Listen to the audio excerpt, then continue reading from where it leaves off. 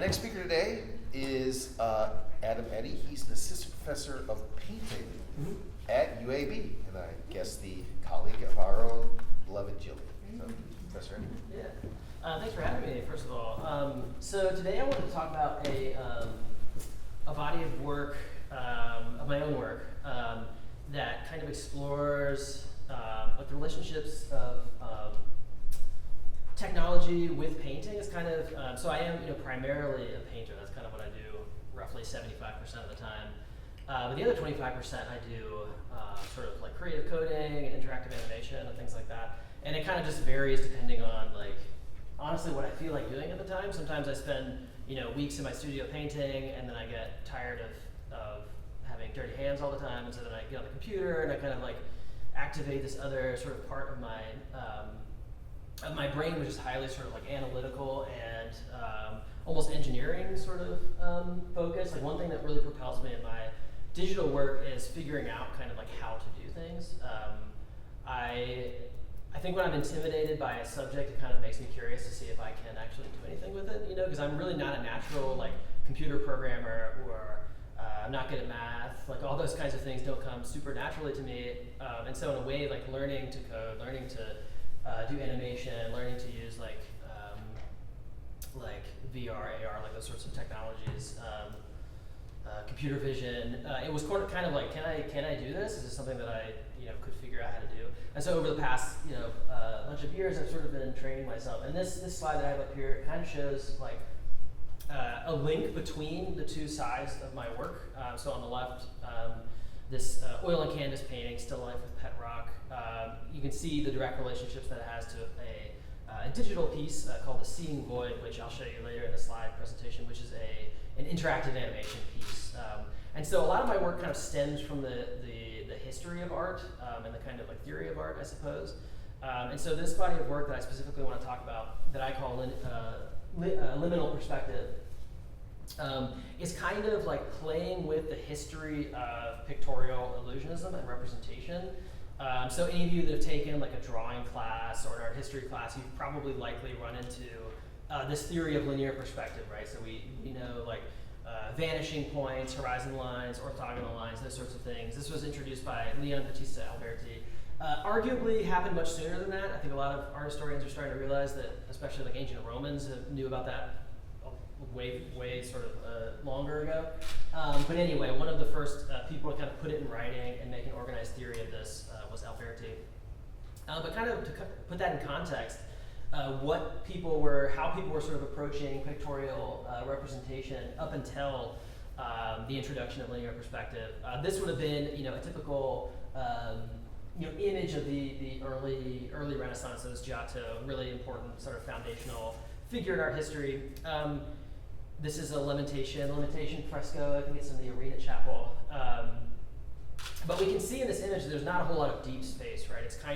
It's all happening in this kind of pictorial realm that feels a little bit more like theater or something, like a set. There's kind of a flatness to things. The mountain behind them looks like it's right behind them and not sort of like dramatically sort of in the background. All the figures are kind of occupying the same plane. And I'm showing this to you to kind of put in context how significant the shift from this kind of perspective was into linear perspective.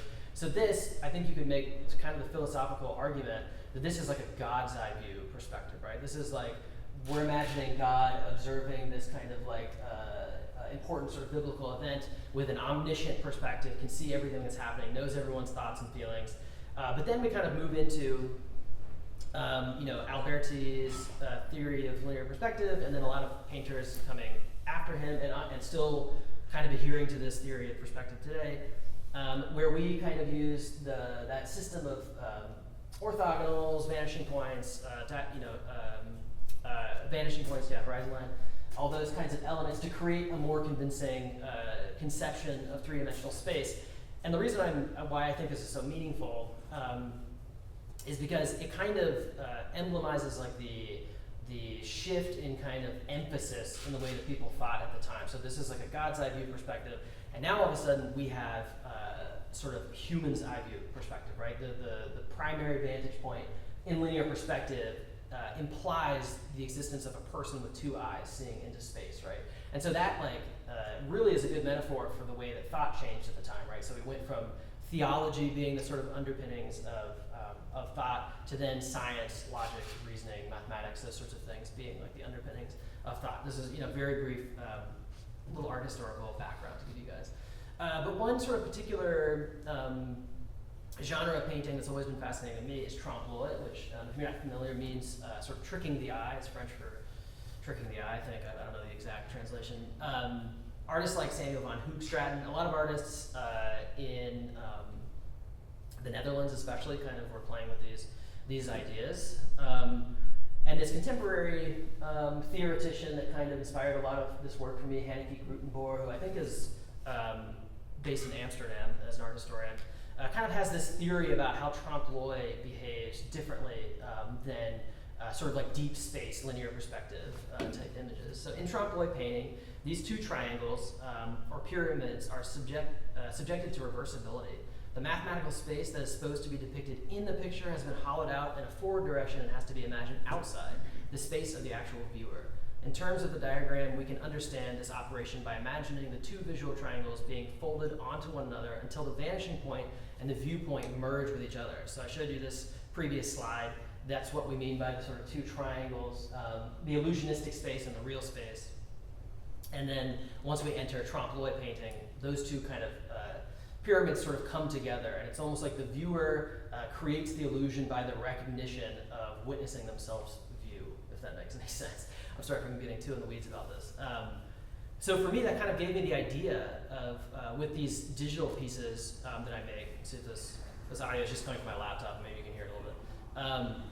It gave me the idea, like, what about a work of art that could look back at you in a literal way, not in this kind of like symbolic way of you witnessing yourself see like a trompe l'oeil illusion. It's like, what if I can actually make an image that functionally sees, right? And so this piece uses a webcam. This is just a screen capture of it. It's like a live, sort of continuously unfolding piece that uses a webcam in order to detect a face, and then it triggers animation, and the skull kind of like follows your face around based on where it is detected. And so it's kind of like this painting that sort of looks back at you in a very real way. There's a little bit of an explanation of how this piece works. So essentially I used and this is how I thought it kind of, one of the ways I think it connects to like popular arts is I'm using essentially tools commonly used for like video game development and animation to make this. So this is like an animation I made in a program called Blender, which many of you are probably familiar with, which is like an open source 3D software that's used. It's like one of the sort of most widely used softwares for making like assets for video games, for making, there's actually like the most recent Oscar feature length animated was like fully made in Blender by a team of like 10 people or something, which was really cool. Anyway, essentially what I did is I made this animation, I pre-rendered it out as individual frames, and then using a sort of coding environment or coding language called processing, I was essentially able to dynamically display individual frames from the animation based on data being fed in from a webcam. So any of you that are like, I am like a very rookie coder, and so it probably, if any of you know what you're doing, this probably looks like a mess, so forgive me, but essentially what this does is it uses a map function to kind of relate like the X location of where a face is detected to a frame number of the animation, essentially. So that's how it creates like the skull, the illusion kind of the skull turning. And that piece is really indebted to this historical work of art called Vanitas, or it's like, I don't think it was called that, that's kind of like the genre that it exists within, made by Jacob de Gain, this is arguably the first independent still life painting. A lot of art historians think it's like the first one kind of made as a still life, not as like a addendum to like a figurative painting or something. It's kind of an independent still life that talks about the fragility of life.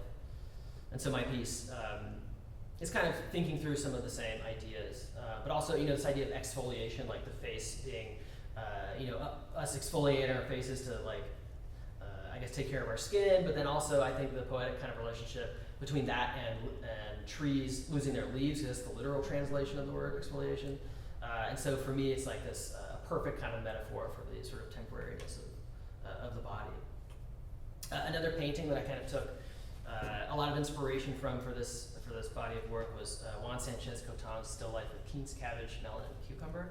And I always have kind of loved the way Cotan's paintings presented you kind of first with objects and second with a void, kind of like this absent space. It's as if like these objects could be sort of like subsumed back into, I guess, eternity or something. It's like a metaphor for, you know, eternity in those paintings. And so I was like, what if I made a void that can see you, right? So it kind of uses the same technology. It uses a webcam, and whenever a face is detected, it like denies you the void and offers you like a wall instead. So it's almost as if like, you know, I don't know, this kind of like recognition of a person like changes the way that the painting is kind of represented.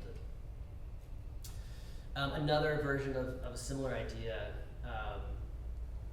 is this this painting. This painting was kind of influential to me also. Cornelis Giesbrecht's reverse side of the painting, which I think is just kind of a really fun and kind of humorous metaphor for creating an illusion. It's sort of like a fourth wall breaking painting. You know, it's painting about painting. It's painting about shallow space. It's painting about light itself. I think it kind of distills everything down that I really like about the activity of painting into sort of one image. I'm kind of, you know, I think young artists often are really preoccupied with like self-expression, especially at the beginning of their practices. And I still consider myself youngish, but as I kind of like develop as an artist, I seem to be increasingly interested in ideas about perception itself, and how the painter or the image maker of any kind is sort of responsible for perception and has a lot of sort of agency to manipulate perception in a way. And so really, you know, all these pieces are kind of taking that introductory theory of linear perspective, and I'm trying to imagine like what is the next step in this evolution of perception, right? So we've been kind of somewhat limited by, you know, the single vanishing point that insinuates like, you know, a singular vantage point from a person's vision. But to me, you know, in some ways, I think you could make the argument that we are kind of functional cyborgs already, right? So we have things like smartphones, laptops, you know, Ring doorbell cameras. You can see somebody on the other side of a wall, right? Without even, and we take that sort of like really, that's kind of really normal to us because we've kind of been slowly immersed in that technology for some time now. But to me, I'm kind of like, how might this theory of linear perspective expand to include the fact that now we actually have multiple vantage points per individual, right? We have like smartphones, laptops, Ring doorbell cameras. In this case, this is like a pressure sensor. So in this piece, maybe I'll run this piece back again one more time. Essentially what it does is I installed like an Arduino microcontroller behind an oil painting that I actually made, and kind of turned a painting into a button, really. And so essentially what it does is it links the amount of pressure that the sort of user puts behind it into the frame of the animation that is then displayed on a monitor next to it. And so in a way, it's almost giving you the ability to see behind the painting while you're interacting with the face of the painting. Not in truth, because it's actually a painting on panel, it's not on canvas, so it doesn't really make sense. But in a way, I'm experimenting with this idea of like, what can technology allow your eyes to be in two places at once, right? This kind of like mutually exclusive vantage point that we actually can attain through these technologies. And this is just a little like demo of my cute little breadboard setup and everything that triggers this animation, so you can kind of see like how it works.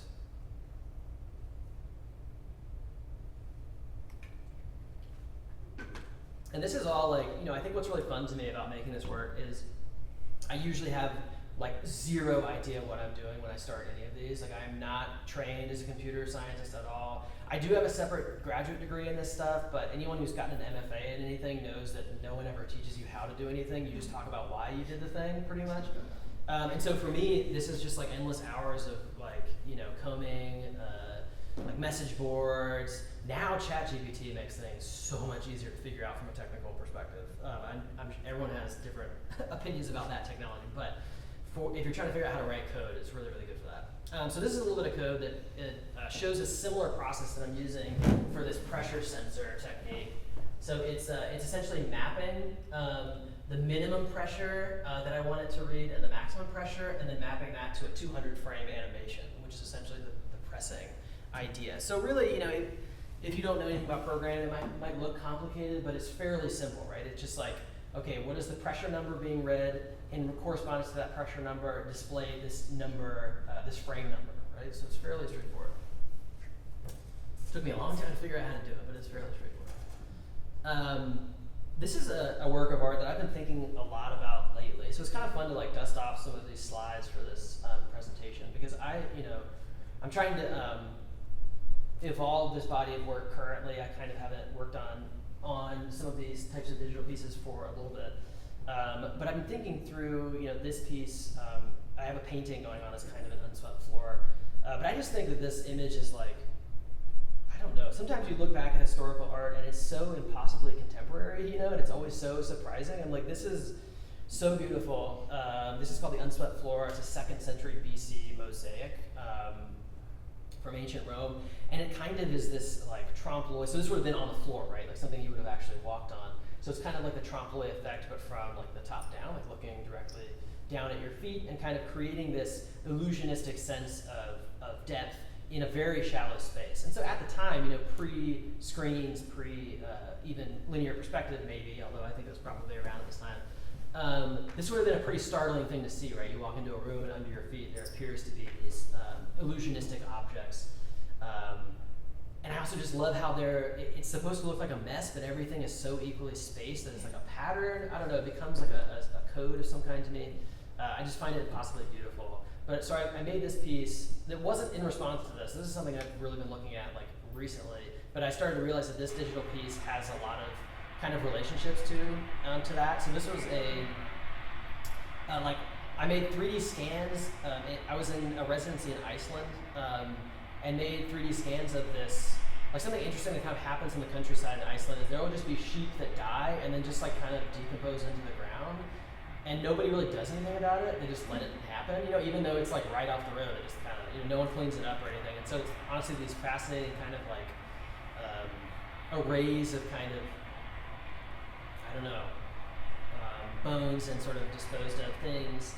And there's also these beautiful kind of Arctic flowers that'll kind of grow on everything in the summer. And so what I did is kind of made this piece that detects like moving contours using a webcam. So it'll detect like if there's a figure moving in space, and then the program will draw a flower wherever a contour kind of is detected. So if that wasn't recognizable to you, that was like my figure kind of like walking in front of the webcam making that. And this little bit of code works by, it should be called flowers, but my variables are called circles here. But essentially what it'll do is it'll select a random flower and essentially draw it wherever a point on a moving contour is detected. So it's kind of like this dynamic thing. And those are, most of these are meant to be projected like pretty large scale. So like it would be, like wall size, like bigger than this monitor. And so like if you were the viewer walking in front of this thing, you can kind of like, play around in front of it and see your contour play out as sort of flowers projected on this space. Another like influential kind of subgenre of a subgenre in trompe l'oeil painting is these kind of illusionistic interior spaces that I've always loved. This one is by Samuel van Hoogstraten, who's an important trompe l'oeil painter, kind of from the Dutch Golden Age of painting. It's called a peep show with views of the interior of a Dutch house. And so how this object works is, depending on the angle you look into the box, it creates an illusion of like an enterable space. And he also made larger versions of a similar idea that would be like the size of a doorway, and then through the doorway there's kind of this like illusionistic space. And I've always loved these ideas of like a kind of literalizing the kind of poetic idea that a painting is like a window, I think a lot of times in the history of modern and contemporary art especially, artists and painters are kind of wrestling with this idea of like, is a painting a window? Is it a mirror? Is it a flat surface? Kind of like all these, we're always wrestling over this kind of metaphor of what a painting kind of should be. But I love this era of painting where artists were trying to make it so literally a window that it like tricked you into believing there was like a space beyond it or whatever. And so I made this piece. This is meant to be projected very large scale, like the scale of like doors or whatever, and essentially it becomes like a playable instrument. So I also play music, and I sort of recorded trumpet sounds that are associated with every triggered animation. That'll make sense in a second. And so like based on where the viewer is in the room, you kind of can play this piece like an instrument, walking across like these doors. And I hope you're able to hear this. I think it'll just play from my laptop, but we'll see.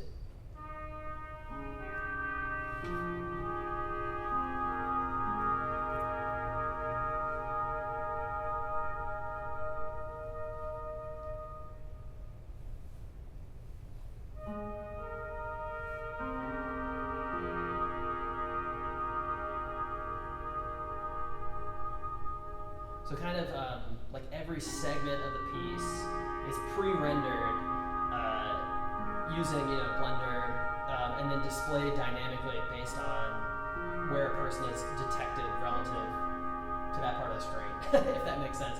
So I have a little kind of like demo that shows you sort of how that works. This is just like a visualization of that. So there's a figure walking across these triggers, and as each trigger is sort of lit up, it has a corresponding sound with it. So that's kind of how it works. Yeah. And so I do work kind of in other sort of expanded media as well. And I threw this one in here kind of as a because this symposium is kind of about popular arts, and I'm thinking about like tools used to make video games often. And I do some work in virtual reality as well. This is a piece that I made at a residency in Vermont, and I was kind of thinking through like something about technology, like data, I guess, and files, and like I don't know, all these kinds of like if you're a painter, you're always thinking about like what we refer to as kind of like archivability, and like how sort of sturdy is an object over the long term, and so we look at historical paintings. And conservators have endless debates over like what are the best grounds to last like the longest amount of time. We wonder like how these cave paintings lasted 30,000 years. There's all these debates, but I'm really interested in like how theoretically like digital files could be like eternal, right? It could be something that is like infinitely copied and shared. There is some degradation the more you copy a file, I suppose, but theoretically it's like an eternal medium.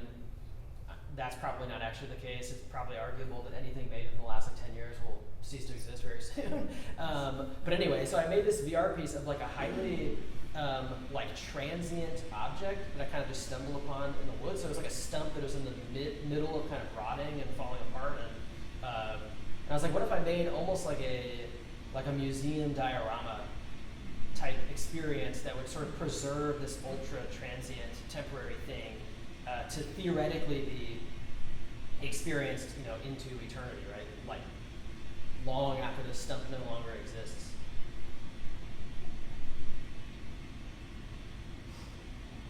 I kind of had this idea for like a post-human museum, like after we destroy the planet, like how might we remember what we sort of left behind? Hopefully we don't do that, but it's not looking good. So this is essentially made from a process called photogrammetry, which is where you can, there's software where you can actually use like hundreds of images in the round, and software that will kind of compress it into a single 3D mesh. And it does like a pretty decent job. That's getting better and better all the time. And so you can walk around this, this is essentially just a screen recording inside of the virtual reality headset. It's something you can kind of like explore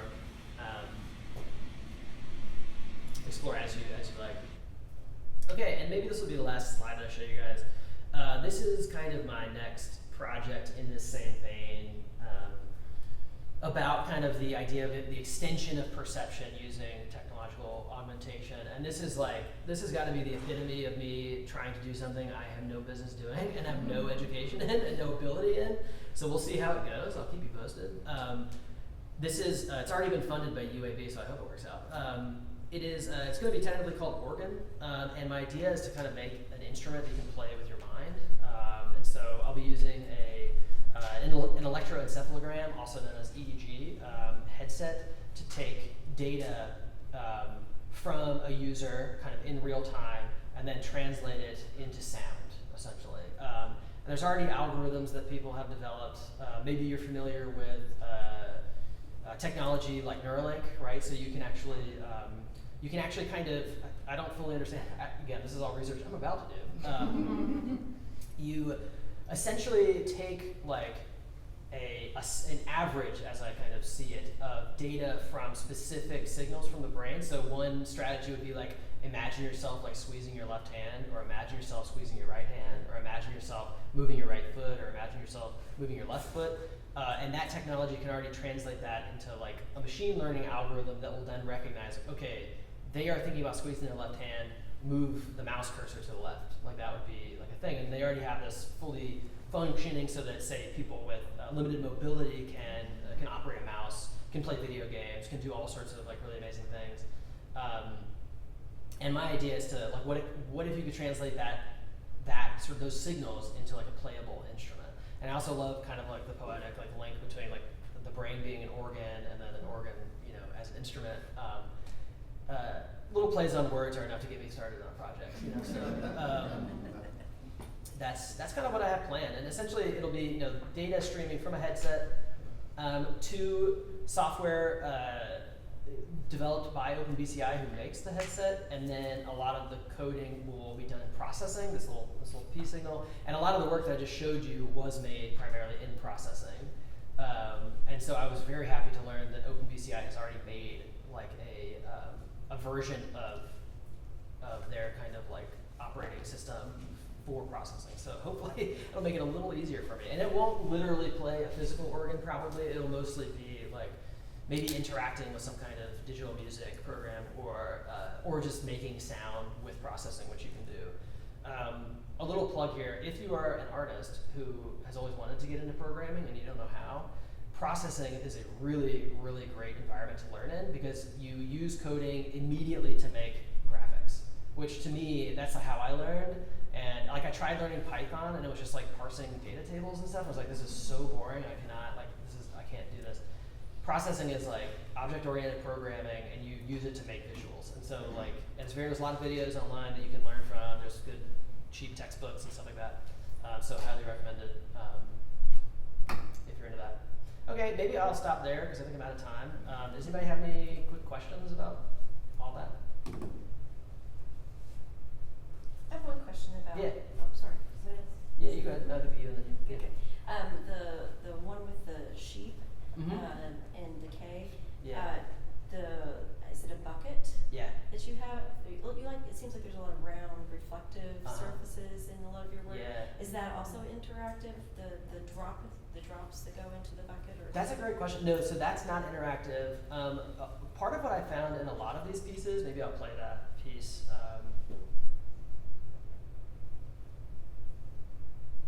There we go. What I found is a good, useful strategy to make it a more convincing experience that you're interacting with like an alternative space was that if I had an ambient animation going on at the same time as an interactive animation, and so the frames for the bucket, it's just always going. And so it makes it a more convincing space that doesn't necessarily need the viewer to be present to have something happen. And then the flowers are all interactive. And so to me, it seemed like in this other piece, the exfoliation, you might have noticed like the leaf kind of moving around. Yeah.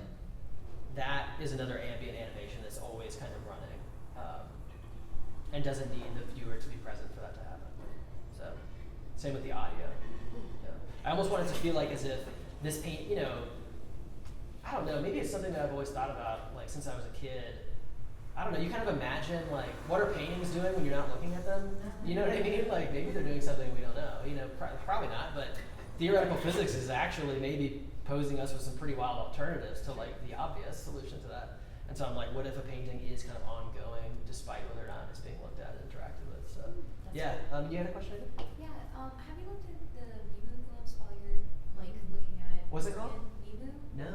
So probably the most famous person, I guess Ariana Grande used it too, but Imogen Heap developed an instrument you could basically play with your hands that allows you to like loop I have seen that. synthesizers and stuff. Yeah. I think that would also be great because it doesn't rely on a webcam necessarily, Mhm. but movement. So I think that the program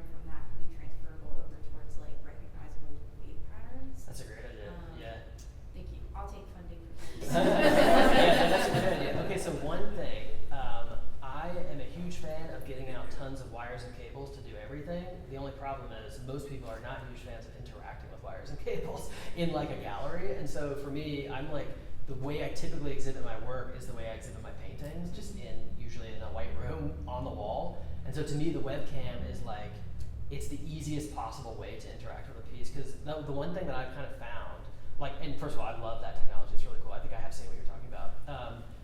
That was my biggest problem showing virtual reality work. Nobody wants to put that thing on their face. You know what I mean? It's and it's, in a way, it excludes people that have like glasses, it excludes people that wear makeup, and so they don't want to have something like interacting with their face. And so sometimes like the hardest thing with making technology-oriented work is how do you make it, how do you make a person that doesn't know they're about to interact with this thing want to interact, you know? And usually it's like remove all barriers possible. So the webcam is kind of the easiest way to do that. But maybe something that's in your hand might be more approachable than like a headset type situation. The organ thing, I think that would have to be like performance art. You know, that would be like me probably like playing the thing, you know, and it'd be like a durational thing. But I don't know how I'd show that in a gallery type environment or whatever. But yeah, no, thanks for that reminder. I'll definitely look back at that. There's probably some pretty good like explanatories of how they made that too. So. Oh yeah, and Yeah. there's also like open source software that you can Yeah. look and like loop it into if you were Mhm. by any chance have enough money like Yeah. to like get the view flow that you can like edit and like create your own Yeah. code with it. So Yeah, it's absolutely. really I bet you there's a program called Max MSP, which is like a thing that people have used to interact with audio with these kinds of things. I bet you that's somehow involved. And that might be the final piece to my organ thing too. Because I would really love to figure out how to make my own organ sounds. I don't know if I'll be able to, but there's other like plug-in type things you can use. But cool. Any other questions? I think I might be out of time. Yeah. Okay, all right, thank you very much.